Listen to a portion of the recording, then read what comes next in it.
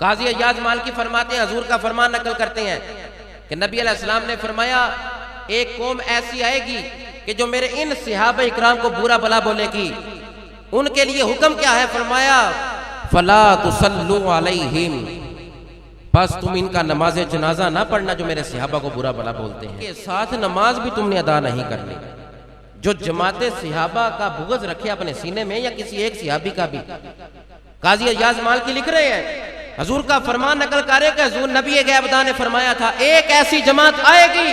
جو میرے صحابہ کو برا بلا بولے گی، گالیاں دے گی۔ حضور نے فرمایا اذا رأیتم الذین یسبون اصحابی فقولوا لعنۃ اللہ علی شرکم۔ میرے نبی علیہ السلام نے ارشاد فرمایا جب تم ایسی جماعت کو دیکھو، ایسے گروہ کو دیکھو، ایسے لوگوں کو دیکھو کہ جو میرے صحابہ میں سے کسی ایک صحابی کو گالی دے، بغض رکھے، تو کہو تیرے شر پر خدا کی لعنت ہو۔ نہ ان کے ساتھ تم نے نکاح کرنا ہے، ولا تناکحوہم وتجالسوہم، نہ ان کی مجلس میں بیٹھنا ہے، نہ ان کے ساتھ نکاح کرنا ہے، رشتہ نہیں جوڑنا۔ جو بغض صحابہ سینے میں رکھے، ولا تناکحوہم وتجالسوہم، جو بغض صحابہ سینے میں رکھے،